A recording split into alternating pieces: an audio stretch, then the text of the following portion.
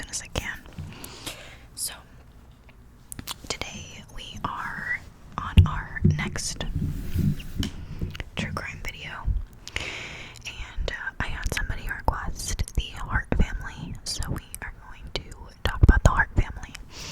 Now, I ran out of time, so I will be reading you guys a really great article that I found online regarding the case. I apologize, but this is just what this week has to be. So yeah, let's go ahead and get into it. So this is about the Hart family, which is Jennifer and Sarah Hart, who adopted 6 children.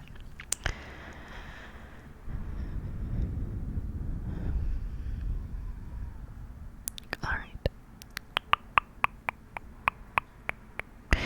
Jennifer and Sarah Hart adopted 6 children.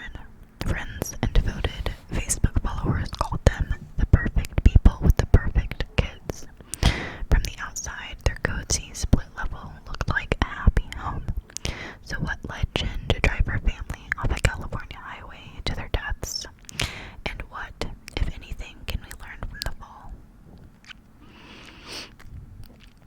The cliff is exactly the place.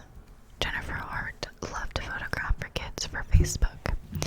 It has a green-edged bluff right off California's Highway 1 with a gravel strip leading straight to a dramatic 100-foot drop into the Pacific. In other circumstances, on other trips, Jen and her wife Sarah might have pulled to the side of the road and lined up their brood, as they often did, backs to the camera, hands raised, and peace signs, a technicolor sunset framing their silhouettes. They were Marquise, 19, Hannah, 16, Devontae, 15, Abigail, 14, Jeremiah, 14, and Sierra, 12. 2 sets of black biological siblings adopted by 2 white moms. A beautiful family by most accounts. Friends called them the Hart tribe. But the photo from March 26th would not be like the other pictures taken on countless family road trips. The photo the world saw from that day was of the family Yukon belly up on the rocks below the scenic overpass. After rescue workers rappelled down the cliff, they lifted the dead bodies of 3 children and spotted 2 more corpses, 38-year-old Sarah in the back and Jen, also 38, in the driver's seat. The coroner found diaphenhydramine. I don't know if that's how you pronounce it. An ingredient commonly found in allergy medicines like Benadryl in the bodies of Sarah and 2 of the kids. Jen's blood alcohol content was over the legal limit. No one had been wearing a seatbelt. The car's computer revealed that Jen had stopped on a gravel pullout some 60 feet from the cliff moments before the free fall, and then accelerated. And I'm to the point where I no longer am calling this an accident, the county sheriff declared 10 days later. I'm calling it a crime. Back near the Hart's home in Woodland, Washington, 561 miles to the north, Dana DeKalb had yet to hear any of the gruesome details, but when she saw the pictures of the overturned vehicle on TV, she immediately turned to her husband. That's our neighbors. We do everything as a family. That's a quote by Jen Hart. Within a day of the crash, news vans pulled into the gravel driveway that forks to the DeKalb's red split level on the left and the Hart's baby blue one on the right, both built in the 70s by 2 brothers who divided the property. The couple walked outside to meet the onslaught. Dana's voice trembling, her husband Bruce looking on stoically. 2 weeks later, they greeted a man from South Dakota who identified himself as Sarah's dad, out with his son and wife to pick up some personal effects. Dana DeKalb is an earthy 58-year-old who tracks her steps with a Samsung smartwatch when she's not chatting into it with her 2 grown children. 2 decades ago, she and Bruce moved from a California cul-de-sac to the spot in the foothills of the Cascades, where you can see clear to Mount St. Helens. Their days usually include some beating back of the Washington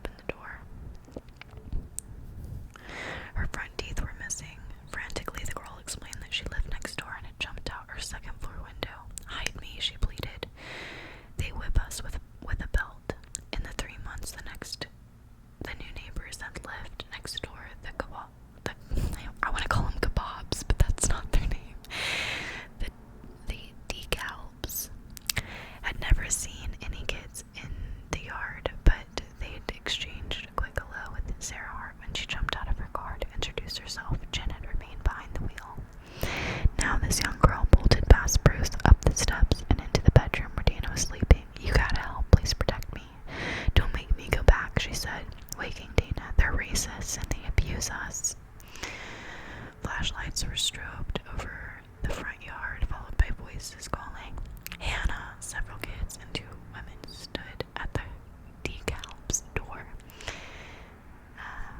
without asking permission. Sarah and Jen entered the house, looking all over before jetting upstairs to the bedroom, where Hannah was balled up between the bed and dresser.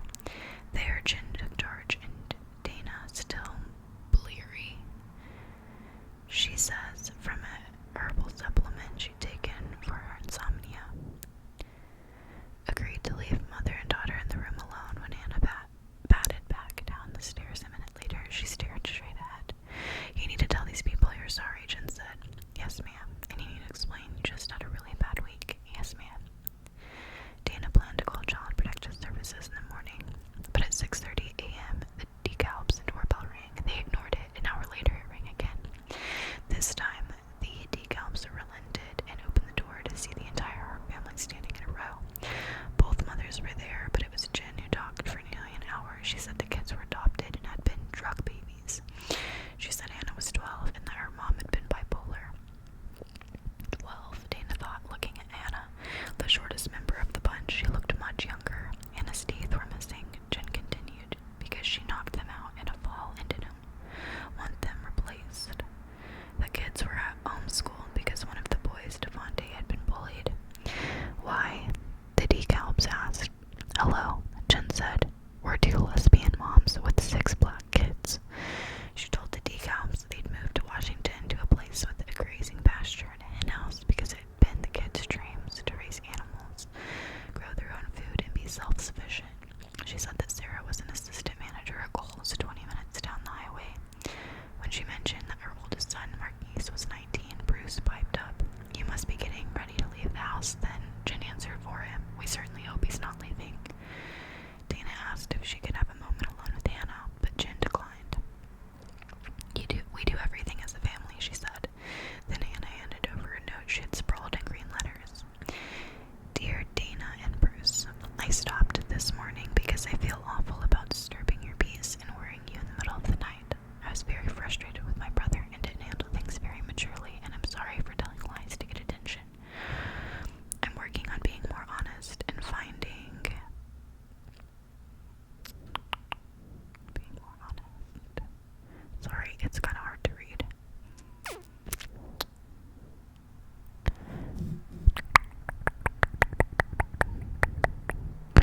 And find better ways to communicate my frustrations. I've been pretty sad about 2 of our cats dying recently, so I was just very sad and frustrated last night. Thank you for being kind." Signed, Hannah. Dana didn't think the note sounded like something a child would write. The language smacked of parental coaching, but it also introduced an element of doubt into the equation. What if Hannah was a kid with a troubled past who lied to get attention? Plus, Jen had explained everything with such a breezy confidence. She sold it well, Dana recalls. She was good. She still wanted to report what had happened, but her husband was reluctant to create drama with the new neighbors, especially after a years-long dispute with the previous owner over the property line. Bruce doesn't do confrontation, she says, but she eventually told her 80-year-old dad about Hannah's visit. 2 months later, Dana's dad, Steve Frockovich, called 911, telling the dispatcher, "I just can't sit with this. I believe those kids are being highly abused." Someone from the county sheriff's office called the DeKalb's to ask whether there had been more incidents, and Dana explained that she had observed the kids were almost always indoors. She remembers being told it's not illegal to keep kids inside. There was no other follow-up. A Clark County Sheriff's Office spokesman later pointed to the lapse of time and the fact that Dana didn't witness any more incidents in the interim. "There was nothing in that call that said I better go up there," said County Sergeant Brent Waddle. "There wasn't anything we could have done. Eventually, Dana would learn that Hannah was actually 16, but by then it was too late. Everyone was very envious of them. They were the perfect people with the perfect kids," says a former friend of the Harts, Ian Sperling.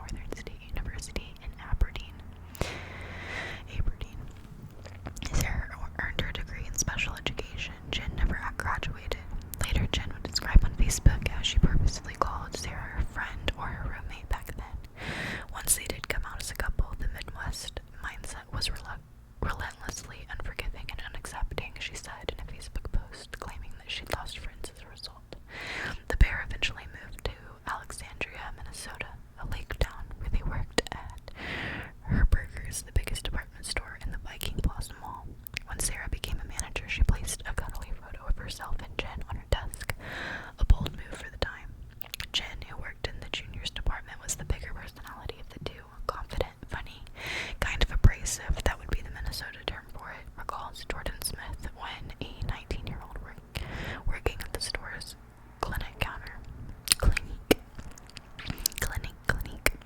Jen also had a history of breaking the rules. Back in college, she'd gotten arrested for stealing running shoes and Green Bay Packers collecting cards from a Shopko. While being questioned at the time, she volunteered that she'd stolen movies on an earlier occasion too. At Herberger's, after complaining to Smith about the sexist nipples on female mannequins, Jen asked a hacksaw to remove the offending anatomy herself. Jen used a hacksaw. Wow. Sarah was more sensitive, Smith recalls. She'd be nearly in tears during high-pressure days when they'd count inventory. It was Jen's last name the couple used as their own. In 2004, in their mid-20s, Sarah and Jen took in the 15-year-old foster daughter. According to Smith, the couple immediately started complaining about the teen, saying she would pick food out of the garbage. It felt like mean girl gossip, like, ugh, she's the worst, Smith says. That girl was now in her late 20s, told the Seattle Times that she lived with the Harts for less than a year and never ate out of the trash. She said she believed she'd have a home with the Harts until she turned 18, and the women dropped her off at her therapist's office and never returned. Wow.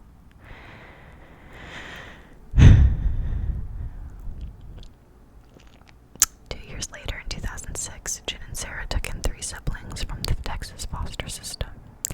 Marquise, 7, and Hannah, 4, and Abigail, 2. Statistically speaking, the kids fell into several categories that might have made them hard to place with adoptive parents. They were black children are overrepresented in foster care and less likely to be adopted out of it, and it can be more difficult to find families willing to take on multiple siblings. In a Facebook post, Jen dramatically described her first night as a mother of 3. Abigail urinated everywhere and cashed her chin falling down the stairs. Hannah smeared feces on the wall and gorged herself with food until she needed the Heimlich, resulting in episodes of projectile vomiting. Marquise, she said, hid his head on a closet wall and in multiple voices claimed to be possessed by demons, yet she and Sarah were committed to healing the kids over time. If not us, who, she wrote. Soon after, the new family was pictured on an adoptive agency site, smiling and happy, this time seeking up to 3 more kids of any ethnicity up to 8 years old. In the spring of 2008, they took in 3 more foster kids, 5-year-old Devontae and his younger sibling, Jeremiah, 4, and Sierra, 3. From very early on, there were warning signs of abuse, according to an Alexandria, Minnesota police report. In September of 2008, 6-year-old Anna showed up at school with bruising on her arm and told a teacher that her mother had whipped her with a belt. Authorities interviewed Jennifer and Sarah, who said they weren't sure how it happened. Maybe, they said, it was the result of a fall down 8 steps a few days before. No criminal charges were filed, and 2 months later, the women took their 3 school-age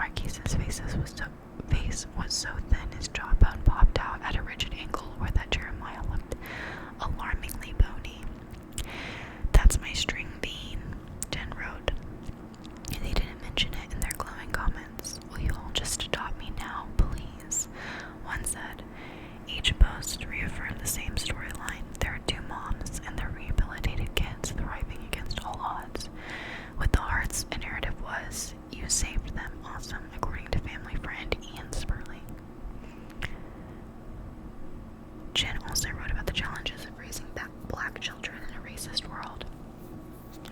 She reported that Devontae had been called the N-word in downtown Portland, and after white supremacists marched on Charlottesville, Virginia, she posted a note reminding white America that having black kids and spouses or children does not make us immune to racism.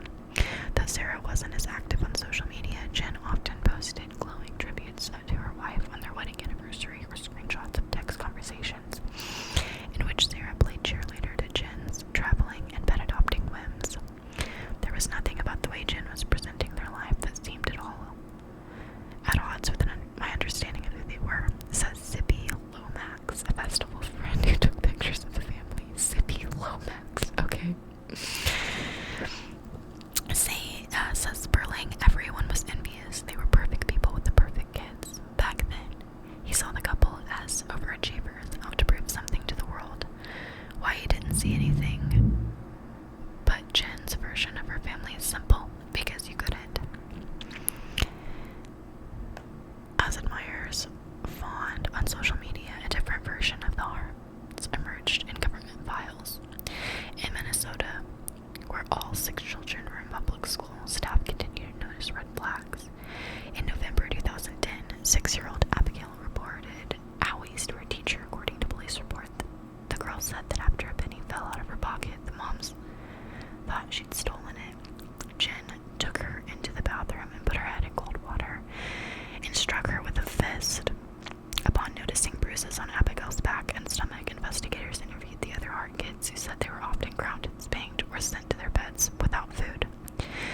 But when Jen and Sarah were questioned separately, they told a different story. Sarah said she'd been the one who hit Abigail in anger. Jen backed up her accounts, and investigators believed them. They were a little guarded. They didn't want anyone in their business, says former police sergeant Larry Daly, who interviewed the Harts that day. But I assume the one who says I actually did the spanking was the one who did the spanking.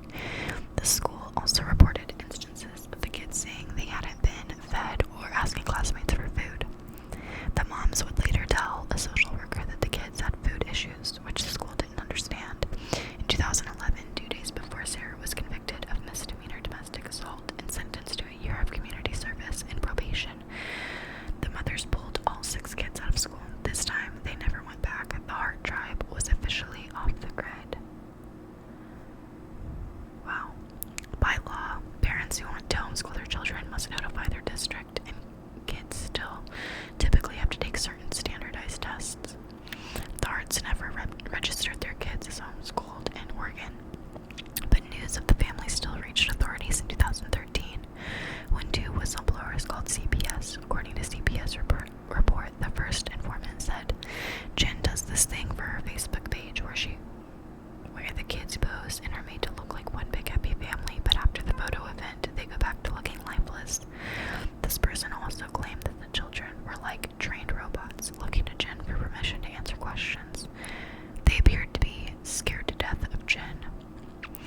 Food seemed to be a major source of stress in the Hart family. One whistleblower mentioned that Jen had allowed each kid only a single slice of pizza for dinner, and when it turned out that someone had eaten more during the night, she punished all 6 children by making them wear sleeping masks and lie on an air mattress for 5 hours. The whistleblower noted that the kids would eat freely while Jen wasn't around, but when she entered the room, they denied they'd eaten at all. Both informants agreed that the only kid who got any proper attention was Devontae. They told authorities that the moms were artists on Hannah and Marquise, either ignoring or berating him. Another caller to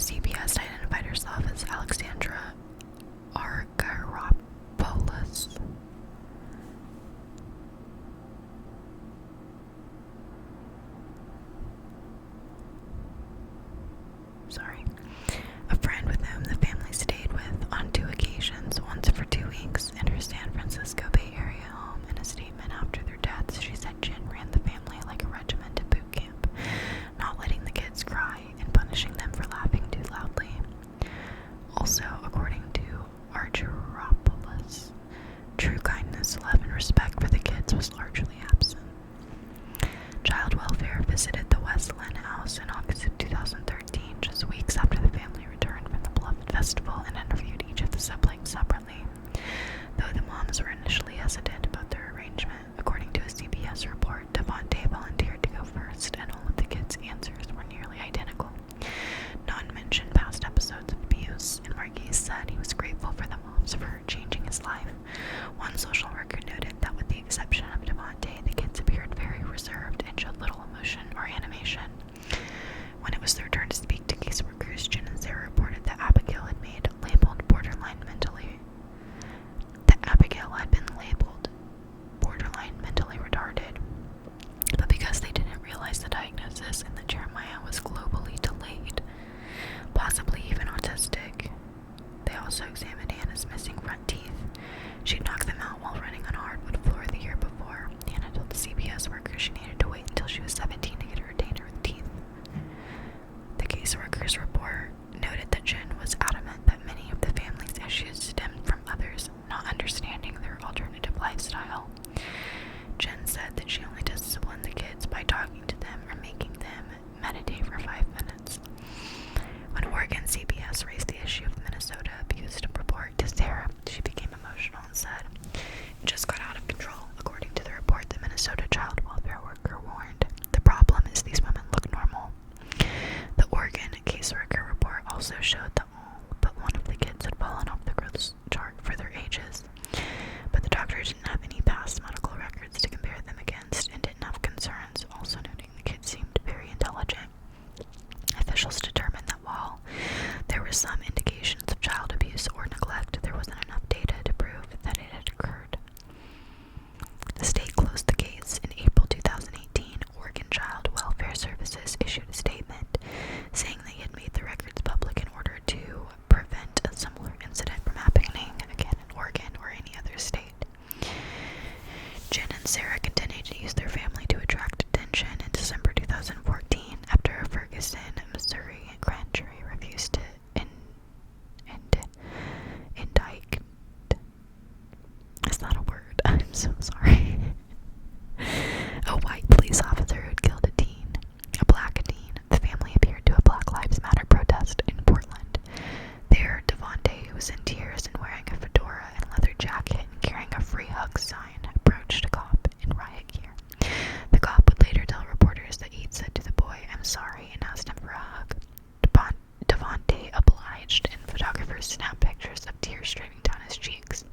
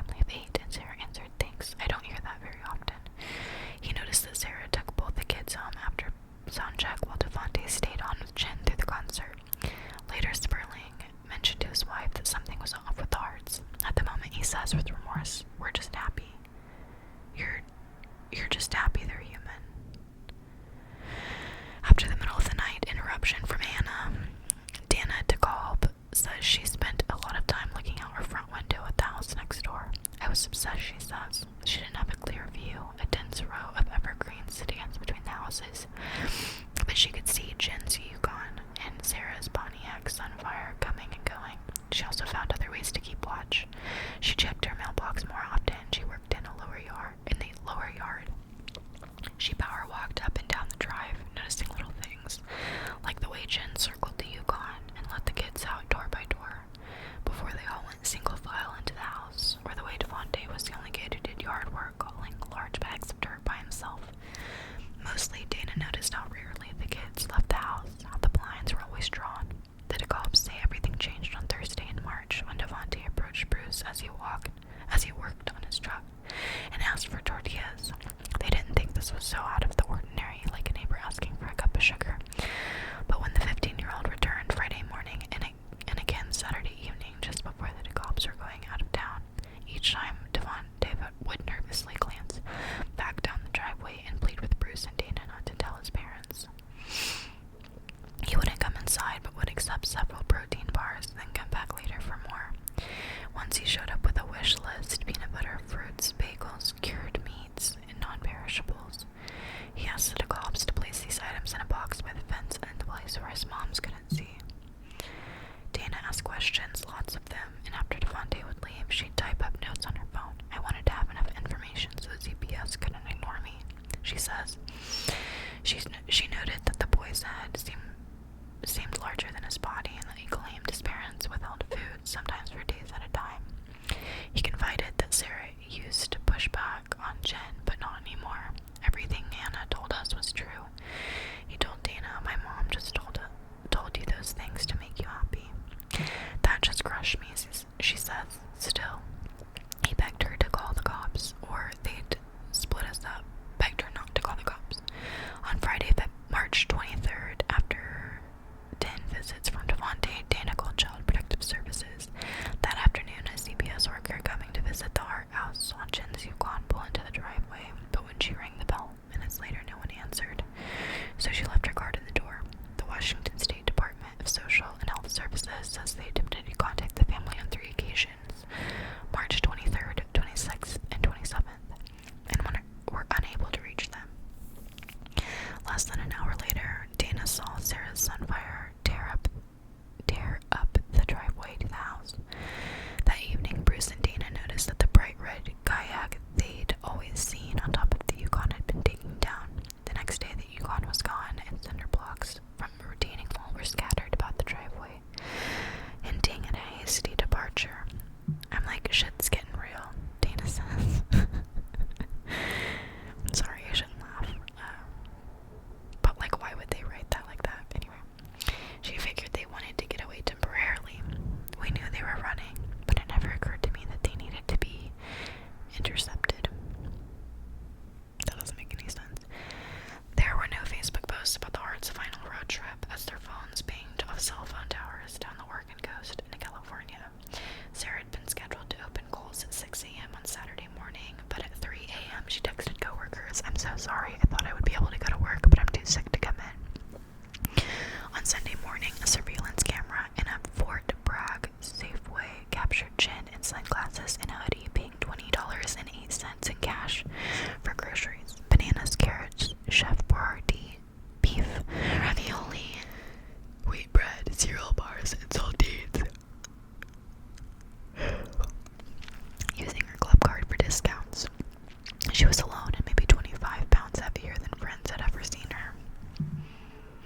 On Monday afternoon, a Kohl's coworker called 911 and requested a welfare check on Sarah, who had uncharacteristically missed work all week and hadn't responded to text. About 2 hours later, a German tourist reported the Yukon just 25 minutes away from the Safeway. The bodies of Marquise, Abigail, and Jeremiah were found a few yards, 100 yards from the wreckage. 2 weeks later, Sierra's body washed ashore. A slew of investigations began trawling through the remnants of the Hart's family, combing through the mom's phones and social media accounts and searching their house. Animal Control came to collect the pets that they had left. An elite FBI behavioral analysis unit that had worked on the Ted Bundy and Jeffrey Dahmer cases joined the efforts to solve the mystery.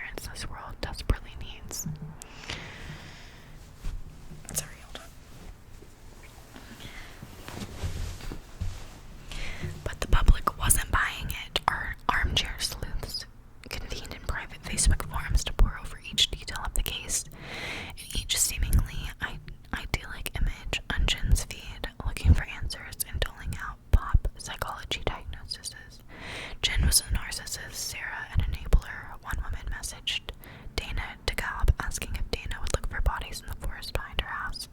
Dana declined. Enraged, commenters thronged through Jen's YouTube channel.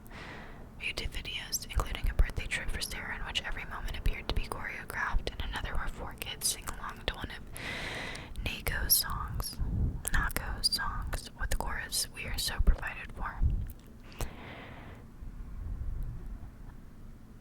Adding outrage to the discourse was the fact that the kids had been removed from their black families and placed with white parents who were deemed more fit.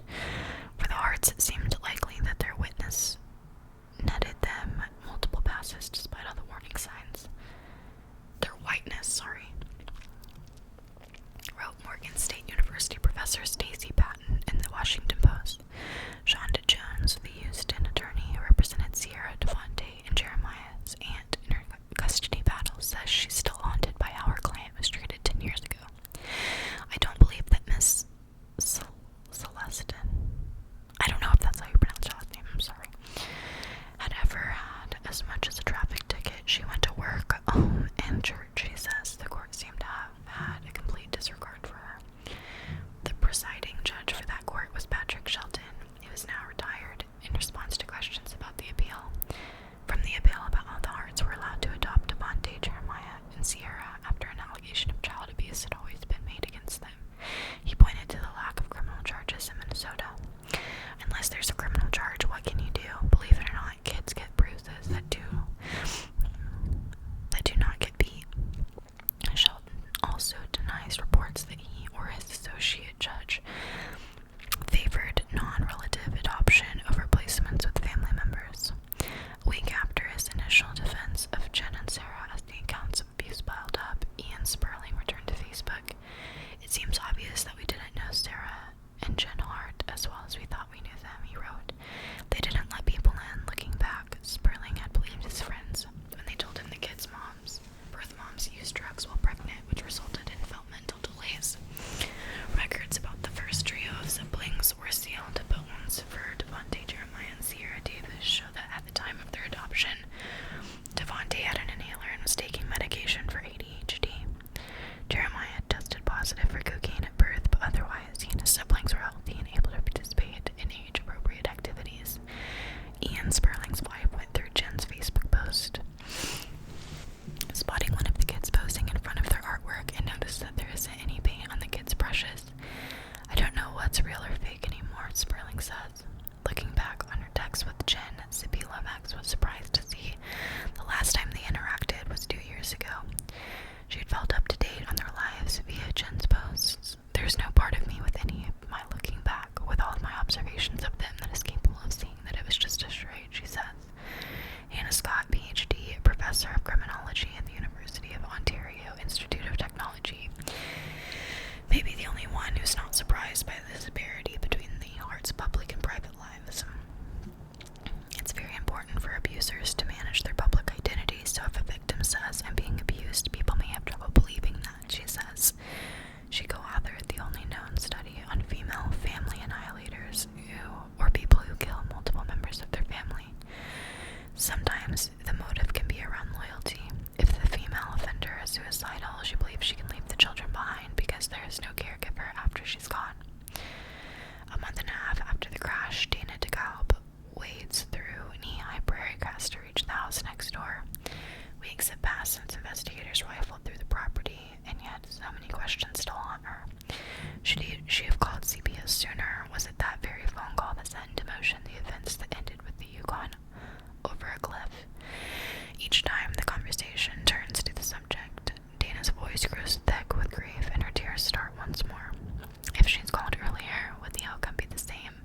Who knows? She says, "Who could have guessed that?" There's a FedEx delivery notice stuck on Hart's front door. The shades are closed and Dana peers into the living room. Sparse